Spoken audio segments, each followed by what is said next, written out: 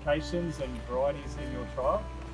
धेरै ठुलो एरिया छ हैन, धेरै एप्लिकेसन छन् भने यो स्प्रेडर मल छर्ने मेसिन हामीले प्रयोग गर्न सक्छौँ। So यो मल हो है अहिलेलाई। I worked out the area of my trial and how much fertilizer I need. So my trial starts from here and goes down to that rock, okay?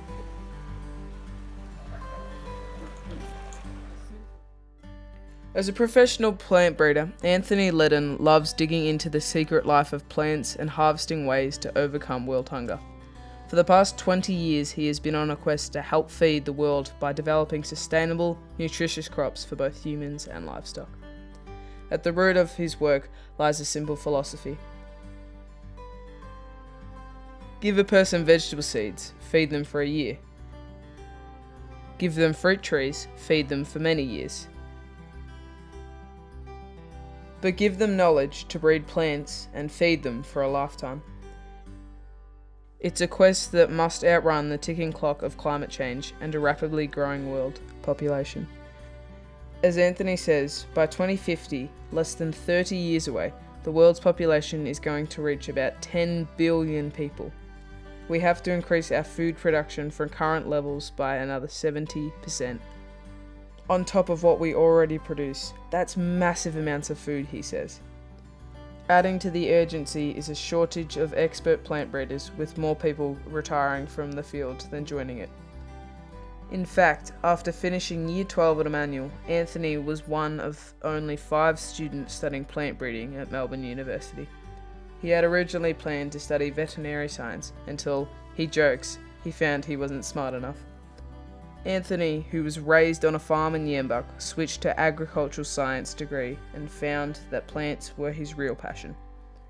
He now moves between life as an agronomist or crop scientist in Australia and volunteer worker as a plant breeding expert in developing countries.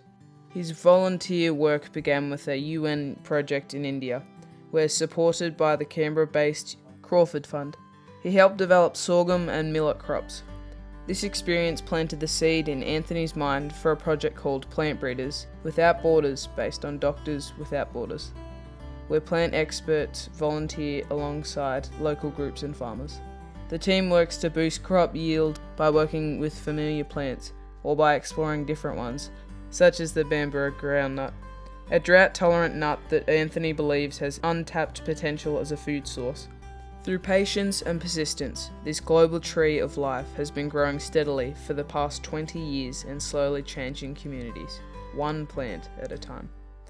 In that time, Anthony has worked on crop projects around the world, including Ethiopia, Vietnam, Nepal, Indonesia, and East Timor, and on seed collection in Israel, Turkey, and Spain, securing what funds he could to help cover the costs.